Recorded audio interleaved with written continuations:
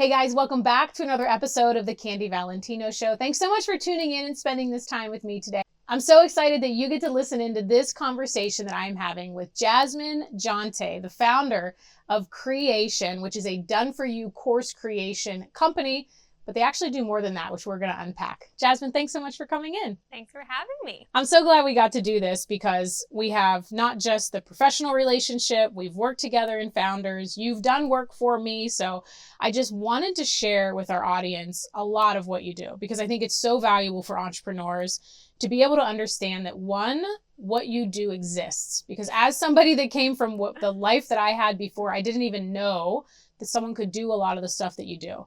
But before we get into that, I want to unpack a little bit about how you got to this place in your business now, because you weren't like, I'm going to be an entrepreneur, I'm going to start a company. Tell everyone about what you did prior to starting your business. So before business, I was a teacher. I taught in the lowest performing school in the country, which was in Detroit, Michigan, and at the time. And I taught kindergarten and first grade. So I taught the littles, taught the babes. And I didn't even know business was a thing. Like, your dad owned a business, right? So you always grew up knowing that it was an option. I come from blue, white-collar parents who just worked for other people. I didn't have a single relationship in my life of someone who owned a business.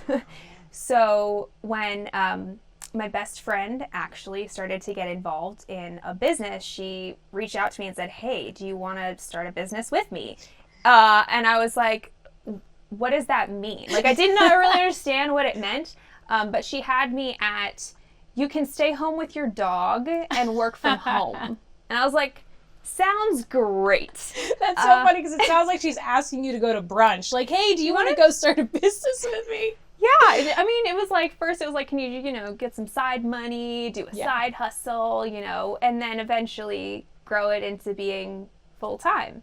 And I think it was part like moving away from the pain of being in the classroom because it was a very toxic workplace that I was in. It was really hard what my kids were going through and just like the compassion fatigue that comes with that over years. But also moving toward the pleasure of I could actually like live my life by design. I could travel. I could like own a home. I could potentially earn financial freedom. Like that, all of those were completely new ideas outside of the whole, go to college, get a job, work forever for someone else, retire, and then live your life. Like that was the paradigm I had. Yeah. That's so fascinating because that's so different. Like, our own reality is all we know, right? For a certain period of time. So it's so interesting that like you didn't even think about that as an option until it was presented.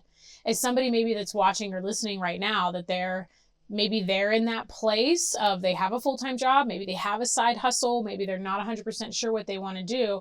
What was the tipping point for you? I mean, obviously she said you can stay at home, but from when did it go from, oh my gosh, I'm going to go all in and quit my safe job and build this business? I realized that if I didn't take that risk, I would never see the reward that I really wanted to see in life, which for me was retiring my parents. So often we hear, your why has to be bigger than you. You need a why that makes you cry, all that. But that why, that's exactly what got me into action and like scary big action. Not like, oh, I'm going to, build my little business and like make a couple $100 extra a month. Like it was like, no, I'm going to work 80 hours a week and figure this out, like come hell or high water. Like there was no other option. So why bigger than me. Yeah, big why, big leverage. And then what do you feel when you were like, okay, I'm doing this? What were some of the first things that you think you had to overcome first in order to then do it? Because it's one thing to have the idea, I'm going to do this and my why is so big and I have leverage, but then it's a whole other animal to actually go do it. What were some of the things? Was it mindset? Was it being around people? What do you feel were some of the first things you had to get in order to go do it? Both of those things, both mindset and being around other people. I did what Tony Robbins, calls Immersion. And I just read every book I could get my hand on. I listened to every podcast I could about entrepreneurship and mindset and limiting beliefs because I didn't even know what that was. The first time I read Jen Sincero's book, You Are a Badass, and she talks about limiting beliefs. And I'll never forget, I'm sitting on the couch in Nashville reading this book, and think to myself, why would anyone have a belief that limits themselves?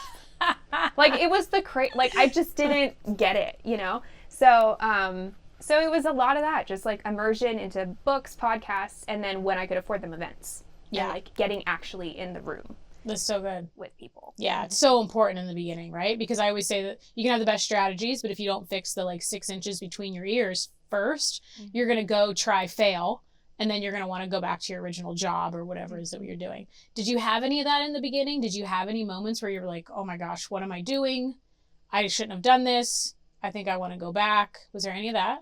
I would often think, wouldn't it be easier if I just, you know, punched my card every morning? Like, wouldn't it be easier than not knowing what I'm doing the majority of the time? Because when you know nothing about entrepreneurship and then you become an entrepreneur, basically just making mistakes all day. Yeah. And I just remember always weighing that balance with, but that would mean I would have to give up making my own schedule, working from home, like all of the almost like creature comforts that I found in running my own business. So that even though it was hard, it was worth it to me.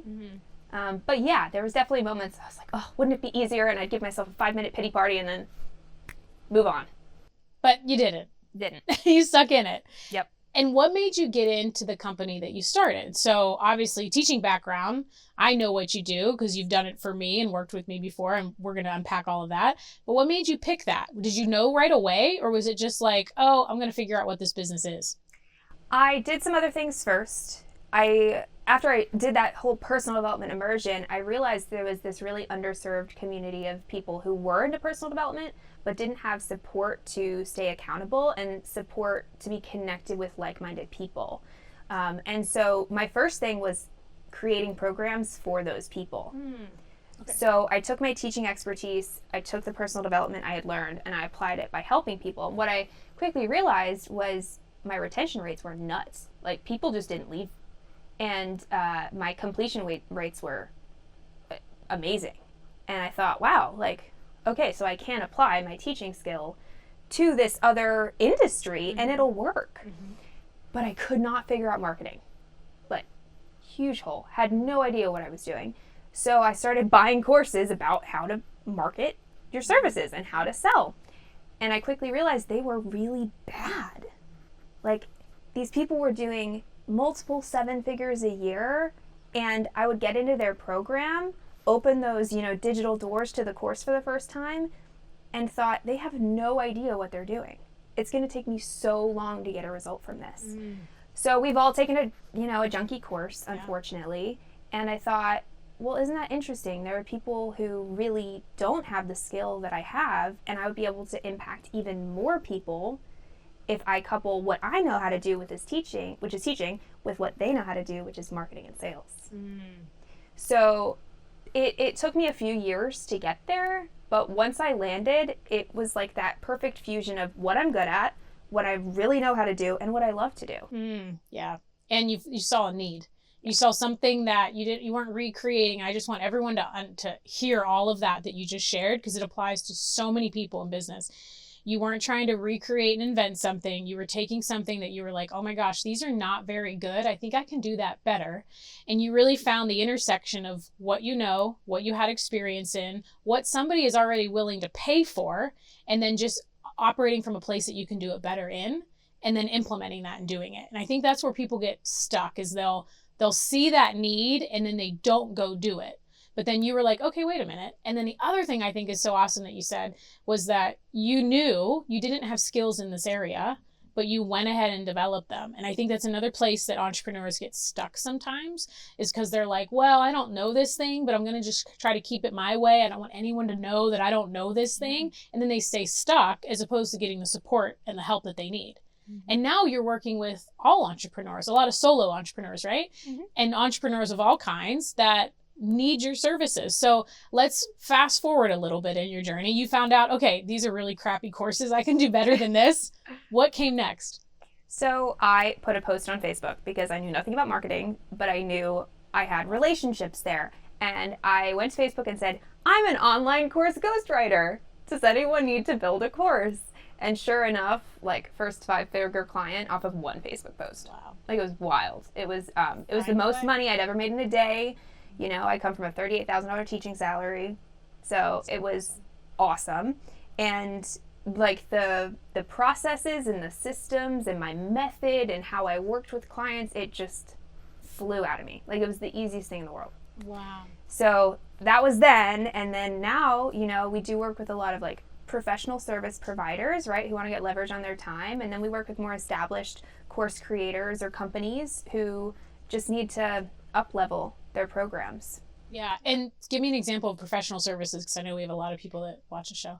Well, we've got therapists, accountants, CFOs, lawyers, Judge Anthony, lovely Judge Anthony. That's right. Yeah, so all kinds of different service. Oh my gosh, he should be a testament on his own to what you do, because his course, obviously, and again, this is the way everybody should start, in my opinion. I agree. You might, okay, good. No, I was going to say, oh gosh, you probably disagree. Totally agree. Is as far as like, because everyone thinks, and we are definitely going to get into this, that you create this beautiful course, you throw up a post online, and all of a sudden you're going to have a 7-figure launch, or insert any online product, right? Any educational product. And so what Anthony did was created his own. It wasn't the greatest, but he just refined it. And I think if he would have went and spent all of that money up front, he would have quit, because he wouldn't have had the result that he had wanted. And I see that a lot in a lot of business owners. So I think for in my opinion, I always say you need to start with what you know, because you need to then revise it and make it better. And you need the feedback, the data from the people that bought it of what's good, what's not. If you invest everything into it, you actually don't know what you need to change and fix, right? It's almost like if you went and tried to build the $1 billion company before you built a $1 million company, you probably would take so long to get there that you might fizzle out. So for anyone that's wanting to create, and I know you said course, but I really think what you do is so much broader as far as like education and training programs for people's employees. And like, I think back in the day, how nice would it have been to have an online portal where all of my staff could go in and hear our values and our mission statements and how we run our customer service standards, so they didn't have to read them in a book. But you do that too. So what are some of the other, aside from courses, what are some of the big components that you have been helping entrepreneurs create, and how that system saves them time in their business? Yeah, we do a ton of like high ticket group programs. So the person who has one-on-one and they want to leverage their time, but you need a curriculum and a training in order to do that effectively. So we do a ton of those. Live event trainings, like live event keynote presentations, or just full day events, multiple day event programming. We've done that. And then sometimes we'll do lead magnets, workbooks, accompaniments to actual books, right? So it's really any kind of learning experience, any kind of experience where you're transferring your knowledge to someone else, because teaching is a skill. So just like writing copy is a skill, sales is a skill, ops is a skill, like these are all skills, and so is teaching. And I think a lot of people make the mistake of saying, oh, I know what I know, so I can just teach it. And it's not the same thing. And even going from people who have done one-on-one services or taught one-on-one, when you teach one-on-one, it's like you have this whole, file of, or, you have this whole drawer of files in your brain. And you're like, okay, she needs this file. So you take it out and you give it to her and it solves her problem. But when you're teaching a group, it's like you need to know the 10 out of 100 files that everybody needs to know and what order to put them in, which is really hard for most entrepreneurs. So really the teaching skill is what we do. And you're so good at it. And I'm not being paid to say any of this. I actually pay you. But because I've noticed it's one thing to do something. For me at least, it was so incredibly, my brain is just wired to do it. I actually have to stop my brain and be like, no, wait, how do I teach this? And it took me at least 2 years to even figure that out in a live format with one-to-one people, which was so valuable to me to have consulting clients along the way. Because I'm like, consulting, you're just kind of fixing problems. You're not coaching them on how to solve their own problem, but you always want to leave people better than you found them. So it's like, how can I also transfer this knowledge? And what I love is, even in my next book, you're doing all the graphics, all the worksheets, not you, your company's doing all of the things that it's like, okay, how do I take this point that I know and transfer it to meet the person where they are, which is so much harder than just one-on-one telling someone and adjusting the information. So I love how you said the file cabinet. That's so brilliant. And so the other thing too is like, anyone needs to do that for all of their employees. So even if you never want to create an education product, you are still educating and training your employees. And I think that's the one sleep zone that most people on what you offer, they don't even think and connect that like, oh my gosh, I can take all of this stuff that I need to tell every single person I hire and I can condense it all into one place and I don't need to be the one to create it all. Like, I think it's massively valuable. Especially for service provider companies, because you can take that content, like I'm thinking of a CFO that we worked with, and we took what she does, like what's the tax strategy you love? Hiring your kids. Oh yeah, and there's a couple of them. Augusta Roll. Yeah. So we made little like mini courses related to each of those strategies, so that someone could buy that program off the website and implement it themselves, or they could hire her and her team to do it. But she uses that exact same training to train her new hires, and they use the same resources, they use the same templates, they use the same spreadsheets. Like it's literally cut and paste. So it's like this idea of multi-purpose content. And then it develops your own IP, which is, and again, we talk about this on the show, but is going to increase your valuation whenever you go to exit, because now you have all this proprietary that's baked in, which is one of the key P's on getting a high return on EBITDA. So it's like now you're developing proprietary assets. And you can be like, well, that thing really worked. Let's go trademark that. Let's go copyright a book that's on top of that. And you can see how like it's almost like opening Pandora's box to see where all of these things can go just by doing one thing. And that's what, I love. How do we do one thing, and then get it everywhere?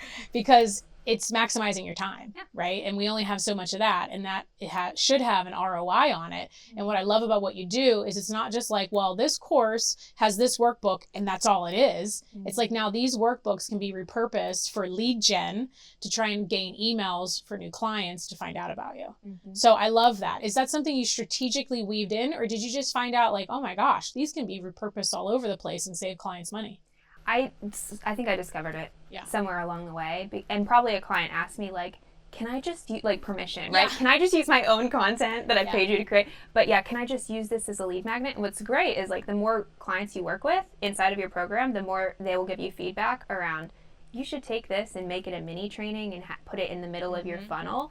And that's where I get really excited, is the entire offer suite, and how can we put upsells and cross-sells inside of it so that when they're in program 1, they already know about programs 2, 3, and 4, and they can already see themselves inside of it, once they're done with program 1. So, there's all kinds of dynamic things you can do, but you have to think about it from that strategic place, which you're so great at with business, right? Is you have this amazing strategic brain, and I do that with courses. Like, how can we get the most out of doing this one thing one time? Yeah. Exactly. And I think we really clicked on that, because that's exactly how I see business. Like, okay, how can we do this? Then how can this apply in a bunch of different ways so that you as the founder get to then work on the business and aren't constantly stuck in it? And let's speak to a moment for the people that are like, well, you know what? Okay, I think I want an education. I'm an attorney. I think this is really great. Like, I obviously have a lot of clients like that because they know that people need that information, upcoming attorneys, or we're just using them as an example. But let's say someone's like, okay, I think I want this education course. I see all these people talk about, you just create this thing and then you put up a Facebook post and then you make hundreds of thousands of dollars, right? What is the real world, if we can kind of like bust through the myth, how does it actually work once you have the product created? Courses do not make you passive income. Oh, did you hear that, guys? Okay. Full stop. I didn't pay her to say that. Courses allow you to leverage your time. And with the extra time that you have, you can then work on marketing so that you have a business that's running without you needing to spend time to create income. Say that one more time. Hey guys, thanks for tuning in to this episode. And if there was something that you loved or you had a specific takeaway, share it and tag me at Candy Valentino. And if you haven't yet, grab your copy of Wealth Habits everywhere books are sold. And for upcoming events or ways to stay connected, head over to candyvalentino.com. That's all for today. Thanks so much for tuning into the show. We'll see you next time.